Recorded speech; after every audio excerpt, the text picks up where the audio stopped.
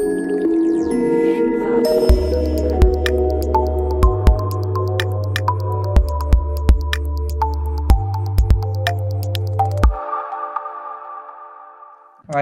hello everyone. My name is Sumit. I work for Veritas. Welcome all of you for this webinar on optimized storage and network layer for next gen industry workloads.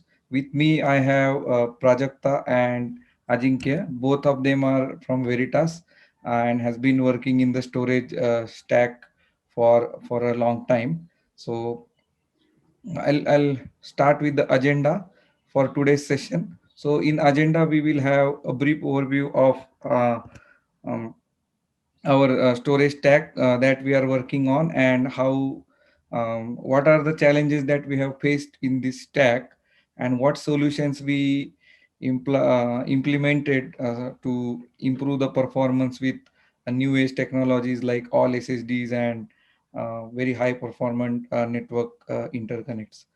We will conclude the talk with a brief performance study details that we have captured with the performance improvement that we have done. So this talk mainly is about our experience on how we looked at optimizing the stack, storage as well as the network, and some of those techniques we will explain, and I believe that those are useful for other related stacks as well. So those are somewhat generic techniques that we feel can be implemented at different stacks. So before we get into the details, let me share the setup, or I should say the deployment where we have done experimentation. So this is a typical hyperconverged architecture where each node uh, can have its own memory processing power as well as some storage in the form of directly attached storage. And since this is an clustered uh, instance, the remote disks needs to be accessed over a very fast east-west network. It could be RDMA or it could be ROCE or an Ethernet interconnect. Actually, it could also be extended to any public cloud or kind of deployments too. But for our consideration, let's consider this to be a physically connected cluster of multiple nodes and a faster interconnect here. Though we are talking about this specific setup, the enhancements that we have done or the optimization that we have done, we believe that those are also applicable to different architectures like the one that I'm showing here, the disaggregated architecture, where you could have your storage coming from other boxes as well, or it could be an hybrid storage cluster also, where some of the nodes have their own storage as well as compute, and some nodes are only compute only nodes, and there is some notion of private or a shared storage connected to these nodes. So the storage which is shared between the nodes could come from a SAN or another storage box through connected through any general interconnects. And the local storage of each node can be still accessed through network using the east-west networks. Yeah. So with this, I'll stop here and hand it over to Ajinkya, who's going to take us through remaining part of this session. Okay. Hi everyone. I am Ajinkya. As mentioned by Sumit, right? So there are multiple challenges which we face in a scenario where hyper-converged architecture model is present and end-to-end stack is there. That is starting from application layer, traversing through file system layer, then logical volume manager layer, and then the network layer, and then the IO then directly reaches to the actual storage device layer. So this gets even more complicated when there is a case where the clustered application environment is set up, right? So it means that there are multiple machines which have their own DAS storage. DAS means the direct attached storage, or even the shared storage is there. So all of that comes into picture, and then the complexity keep on increasing. So therein, what we have observed is there are multiple bottlenecks which can hamper the performance, and then there are certain things which we can do to improve it. So first of all, what I can say is that okay, so the way we can improve performance is suppose multi-threading. So this is a coding practice, we can say, wherein it, if followed correctly, it provides a good amount of performance improvement. Then there is also batching. This is also a type of enhancement which helps in increasing the performance. Here in batching means you can create a batch of certain number of IOs and process them at a time in parallel. So even that is the one thing which you can do to enhance the performance. The other point is by reducing the context switches. So context switches basically whenever any IO is going through your system, right? So whenever if the code is written in such a way that there are minimal context switches, then the performances seem to be improving, in a good manner. So because context switch is something which takes up a CPU cycle, and then it degrades the performance. Then the next point can be having multiple queue pair connections. So this actually increases the parallelism and helping in improvement of the performance.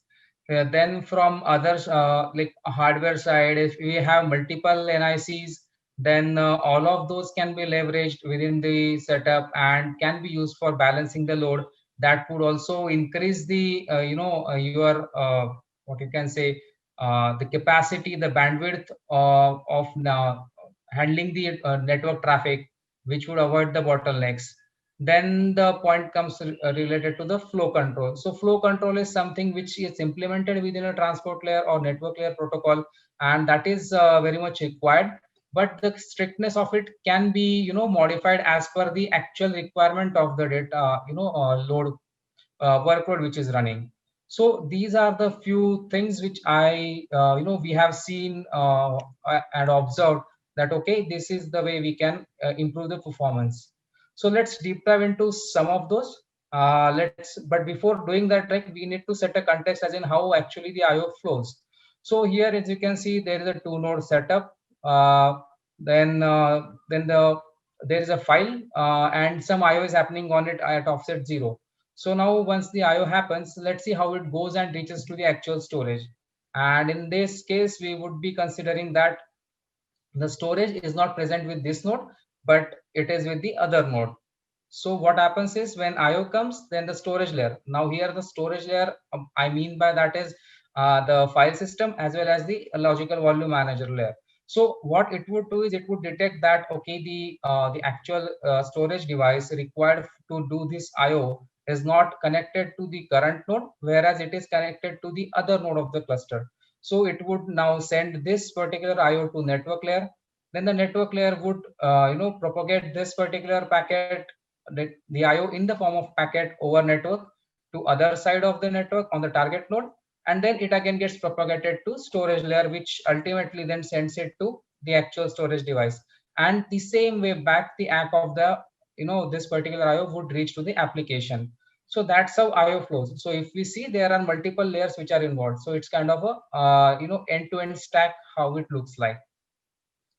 So as a part of processing, right, what we saw, let's suppose, uh, yeah. So ordering of an IO is something, it's kind of a IO processing which happens, right? So let's understand what processing is happening at FS layer per se. Let's suppose we can consider a case wherein multiple IOs are getting triggered on same offset. Let's suppose there is a IO happening at T1, time T1, then IO2 at time T2, and IO3 at time T3. So looking at logical result of this would be, even though these IOs are happening in quick succession, but at the end of when the all of these IOs are processed, what is the expected result is to have whatever data was there in IO3 should be actually present at particular offset on the storage device. So the ordering of this IOs need to be taken care by the file system layer. So this is what we meant by processing happening on a IO. So that is what we can achieve with the ordering of IOs in the file system layer. Okay. So, but in this case, what we see is that this is a IO which is targeted on the locally connected storage, and network layer has not come in picture as of yet. But now when IO is going to remote node, network layer comes in picture. Okay. So now let's see in the next slide what actually processing happens at the network layer. Yeah. So on network layer, right, what we can say is there is ordering of packets which happens. Uh, so by that, what we mean is that every packet which is there to maintain data consistency, right? Every packet is, is given a particular number per se, and that is being used for that can be used for maintaining the consistency or even the IO flow. Then there is a second thing known as flow control. So that we have seen, the flow control is basically it happens when there is a limitation at the receiver side, so that receiver side pool or window size is smaller and it cannot process the IOs which are coming in, and also the ingress of IOs, that is the incoming IOs from any application, are like pumping at a very high rate. So that would actually create bottleneck at the receiver end, and that's why the flow control is done at the network layer. So other than that, then the next point is the guaranteed delivery. So whenever we are working on the transactional workload, we cannot afford to miss any of the packet or data which is sent across network. So what happens generically in network is few of the packets do get dropped somehow, and but we need to make ensure that the packet should reach its destination and it should complete and serve its purpose. So in that case, right, what happens is whenever any sequence number is given to the packet, then that is being checked, and the network layer keeps monitoring the packets with their numbers to see if the ACK is received or not. So the acknowledgement, if it's received within certain timestamp, then it doesn't resend. But just in case the packet gets dropped and the acknowledgement hasn't yet been received at the sender node, then the packet gets retransmitted. So that these are the things, or what I can say, these are the packet handlings which are happening at the network layer. So just as a pictorial example, this is what the ordering of packets look like. Like you can see that every packet is given a certain sequence number, and then its ACK is being sent back to the sender node accordingly. And something is then missed in between, then the retransmission would happen. So that is regarding the packet handling happening at uh, network layer. Okay. Now let's go somewhat deeper into all of this. So the ordering and sequencing. So as we saw in the last slide that it is performed by the network layer as a part of packet handling, and it is very much required. The code which executes these functions is also quite complex. So the protocols which are implemented to execute all of that functionality is actually a very complex thing, and that does take toll on the performance. Also on the other hand, these operations are absolutely necessary. So even though they are impacting the performance, we cannot live without them because we do need data consistency to be achieved. So failing to perform any of these actions can result into data corruption. uh, yeah. Also, few of the protocols implemented in code can cause more retransmissions. Then the smaller window size also results in the increased number of, ACK message traffic. So by that, what I mean is if there are, the actual data packets on network, so that traffic is different. But once the data is received at the receiver node and the ACK is again sent back, so the ACK messages are also packets, and they are also populating or taking up the bandwidth. So few of the these handling can result into this kind of scenario wherein the ACK messages are increased. Then uh, okay, the ordering of the packet, as I said, that we can see that that is also happening at network layer. uh, and but the similar ordering of the packet we have also seen at the file system layer as well earlier. So there we can see that the duplication is seen, which can impact the performance, and also the duplication is can be easily avoided. Okay, so if one of the layer is doing certain processing, then the other layer should not do it. Otherwise, it would be kind of a duplicate efforts, right? So that is one part. Then let's go to the next part, wherein how we can tune our flow control. As I said earlier, that flow control is something which can be tweaked as per the particular workload requirement. So in that case, what happens if basically the actual requirement of having flow control is because some application is there which is continuously pumping a huge amount of data without any breakages in between, and then at that point of time, if the network bandwidth gets saturated, or even at the receiver side the pool which is processing the packets is not large enough to handle it, then the flow control would come in place. But if our application, so currently what we can say, our transactional workload for any application which is let's suppose banking application, so it is not that kind of application which would uh, pump that much amount of data, and that too at very high rate and consistently. So flow control is something that can be used as in a selective manner, and that's where this come in. So in that case, our flow control becomes redundant, and it becomes somewhat an unnecessary overhead. So accordingly, what we can do is we can have intelligence in our code, our network layer, that application load getting serviced, if it is not if it's not really not requiring flow control, then that it can be bypassed. Okay, and that control logic can be put at the network layer. So similar thing can be achieved, if we increase the window size to higher value on the receiver side. Even that would also help us, relax the flow control. Then the next part would be, guaranteed delivery. So in network, packets get dropped, and thus it needs, retransmission for ensuring the guaranteed delivery. So the transactional workload is a type of workload where we cannot achieve data consistency without having guaranteed delivery. So implementing this type of processing in network layer makes more sense. So if any other layer in the stack which is doing the similar kind of processing, then that can be avoided. So that was a overview what all improvements we thought we could look from the perspective of duplication. uh, then let's take a look at pictorial presentation to understand a better way what we just talked till now with respect to the removal of duplication of efforts in the end-to-end stack. So let's suppose this is something kind of a setup, a two-node setup, wherein IOs are happening at a at in on a certain file. Then the IO flow is exact same what we have seen earlier. So the storage node layer from one node one would get it to the network layer, then it gets forwarded to the network layer on the second node, and then again the storage would again bypass it to the actual devices.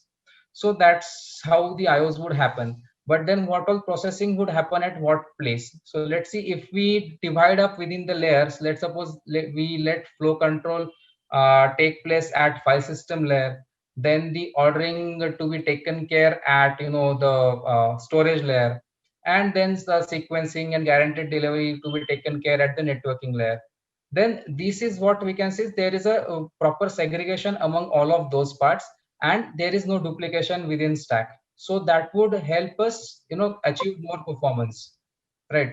So till now what we have seen is what all processing is happening.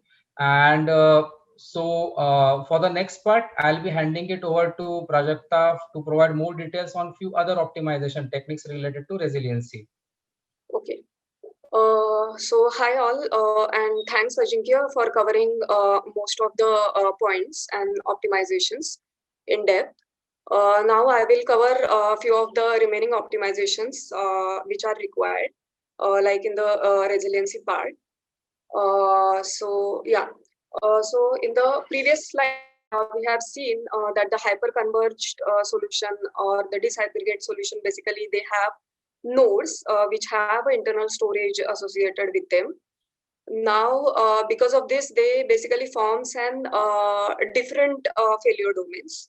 So it means that when we are saying the data is highly available, it has to be either mirrored across the host, or we have to like implement some kind of traditional RAID algorithms, which will ensure that the redundancy needs are met. So, for example, you can have RAID 5 wherein a single node fault is taken care. We can have RAID 6 where two node faults are tolerated. Or if those are not enough, we can even have an erasure coded layouts wherein the number of parity is configurable and you can tolerate multiple faults. So basically all these things are required to provide the fault tolerance. So now let's take an example of simple classical mirror layout where the data is mirror across the host. So one copy is hosted by node 1 and other copy is hosted by a different node, say node 2. Now in this case, if node 1 is down, there is other copy available, which is node 2 copy, through which IO can get served. So it's up and running. So now our storage software at any point of time should ensure that whatever data is there on the mirror, it is in sync basically. So that if the IO gets served from any of the mirror, basically it is consistent. So consider a case, for example, node 1 dies. So the mirror created on that node is not available. But there is an IO, IO has come, and this will update the data on the available mirror. The data is updated on that mirror, but the other mirror is having the stale data. Now, if this node comes back and suppose read IO is happening for the same reason, which is updated and stale on the other mirror. So in that case, if IO happens to serve through this stale mirror, then there are chances of causing a corruption. So, so how can we tackle this kind of problems? So the simple solution is that we can basically synchronize this mirror as soon as it comes back and do full synchronization, wherein we copy the complete data of the mirrors. But in this case, it will take a lot of time, especially if the data is in TBs or your storage is very slow. So in that case, it will take time in days. So this is not acceptable. So then what is the other solution which we can have? So we can do some kind of tracking. So whichever regions we have basically modified, those we can track. And once the stale mirror comes back, we can just replay those regions. So that is what we can do. But then let's see how we can do this tracking. But before that, this particular technique is not just used in for tracking the dirty region, but it can be used in snapshot technologies, or even in case of erasure coding. If there is like column created on any node and that node dies, so that column gets faulted, then somehow we need to recover that column information and make that column available. So, so now let's see how we can basically do the tracking and what all overheads it may have. So what we can do is whatever data region we have, we can divide that data region into multiple smaller regions, and each region is represented by a bit. So we have a set of bits, a bitmap, which we can associate it to the data region. And whenever there is an write to be issued on any of the region, data region, first thing we will do is that we will dirty this bit. Then we will write the data to all the available mirrors. And once that mirror write is complete, we will basically clear the dirty bit. So that is how we can track it. But as you can see, we are doing dirty and clear write or the bitmap updates for every write IO. which is overhead. So that is a one important overhead which we need to avoid. Apart from that, we can see that, let's take an example with this figure. So we can see that there are multiple applications running, and they are basically issuing IO on the different region. So they are talking to a dirty region engine, and each of this application thread will contain for the bitmap information to be dirted, and then this engine will basically issue and flush to a disk to update the bitmap to disk. So the first thing is, for every IO we are doing an bitmap, right? Second thing is there is a lot of contention, and third thing is we are flushing the data to disk. So during this time window, no other application can basically issue the next set of IOs. So these are the few things or the overheads which we need to tackle. So now let's see how we can tackle those. So so what we can do is, whatever core engine is there, it can be divided into two parts. So the first is the batch engine, and the next is the flush engine. Both are basically can be operated independently, and they can be tuned in dynamically depending on the load and the latencies. Now you can see that few of the applications can talk to a specific batch. So we can select the batch depending on the start region of the data, right?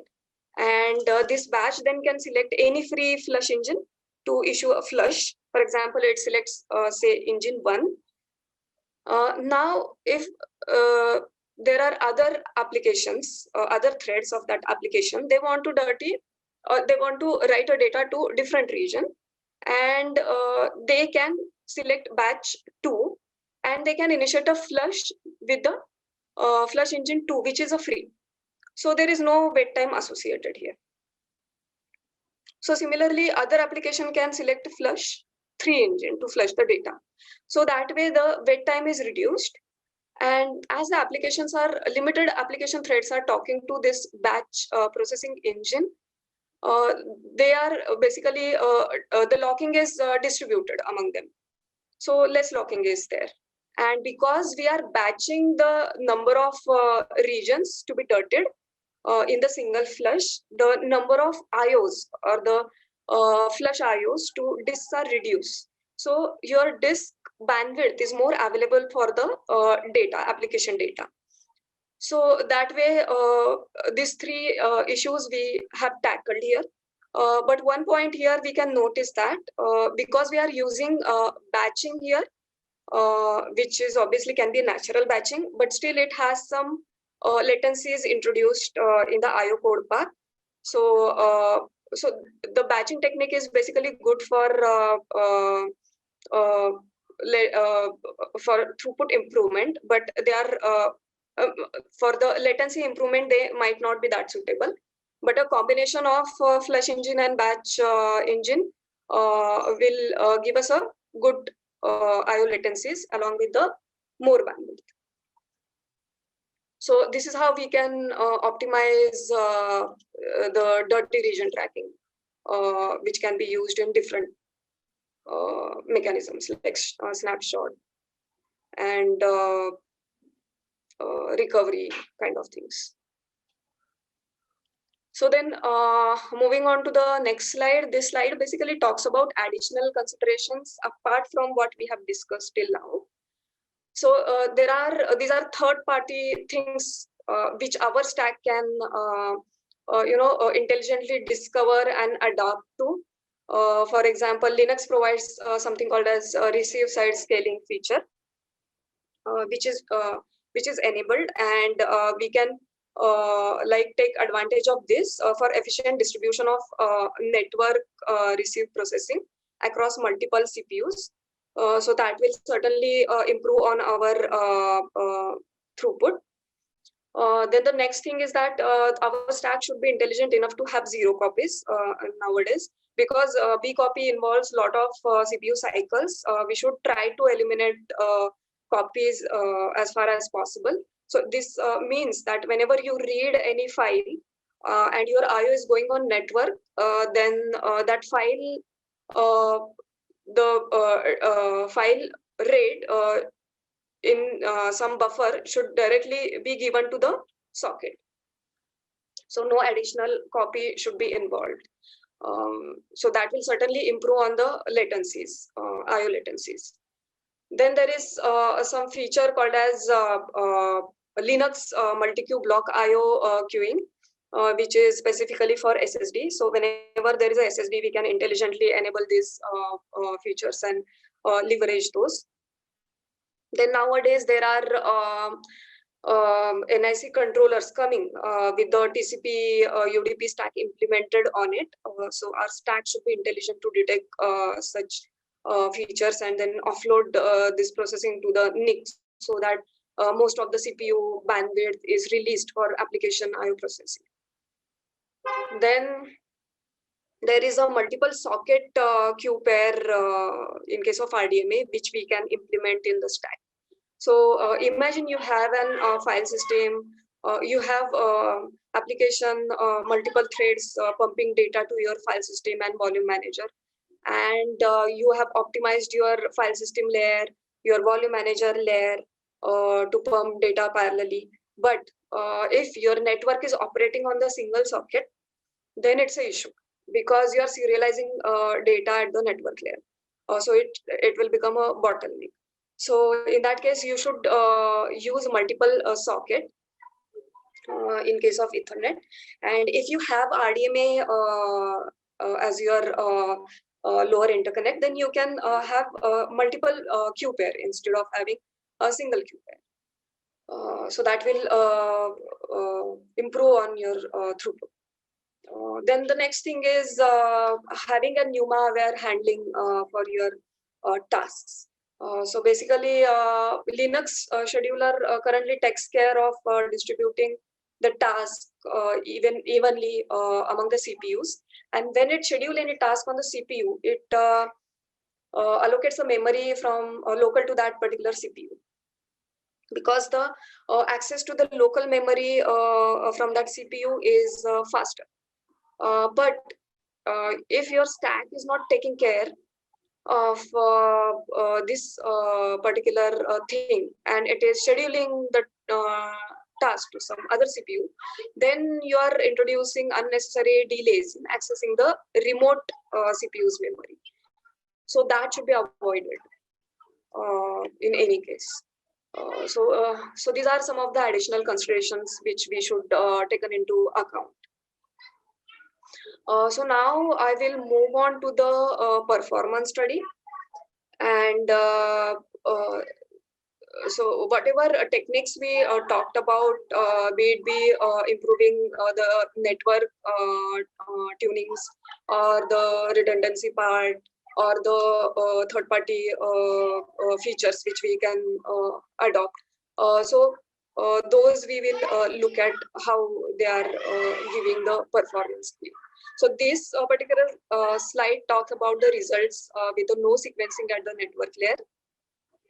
And you can see that the workbench which we have used is the FIO here, and libaio IO engine we have used. And because we don't want to get bottleneck at the storage layer, we are using loopback devices here.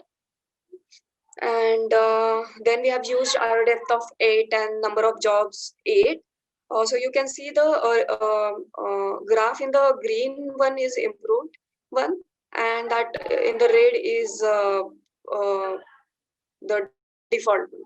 So the green ones are without sequencing, and you can clearly see there is almost of 20% of gain in the IOPS. And with respect to latency also, you can clearly see that the latency is reduced to some extent, around 17-18%. So the gains are clearly visible here. Now I will move on to the next slide, which is talking about the results with all optimization discussed so far in picture. So here also we have used loopback devices to avoid the storage bottleneck. We have run the workload from 4 different nodes, and we have used FIO workbench. So the red ones are the default ones, and the green ones are the improved ones. You can see that the IOPS, there is almost twice the gain. So it is improved to 2x at lower IO sizes. At the higher IO sizes, you see the gain is slightly small. That is because the network is bottleneck here. Same is the case with the bandwidth. So I will now move on to the next slide. So this slide talks about the mirroring layout overheads and how we have optimized it.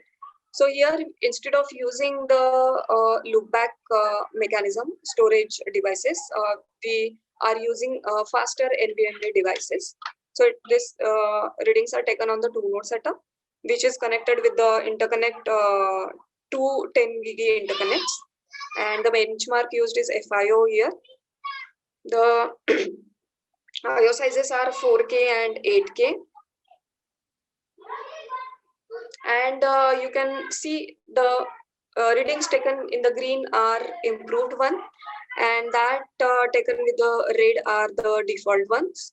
So you can clearly see the gain is a 2x at the lower concurrency. For example, single thread, 4-threaded, 8-threaded, like that.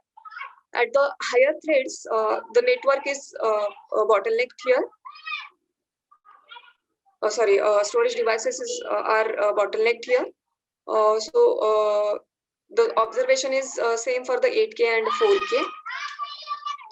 So here one thing should be noted, that for each write, we are updating a dirty region bitmap on the disks. And the storage layout here is the mirrored. The dirty region updation is happening on the same disks where we are updating the data. So with this, now I will move on to summary. So in nutshell, what we have discussed here are the different techniques to optimize the storage and the network layer. And with those optimizations, we have seen the performance statistics, and we have observed the gain from 1.5x to 2x. And we have also discussed some additional considerations which we should consider. And yeah, so that's it. I will now pause here and open up for question and answers. Thank you.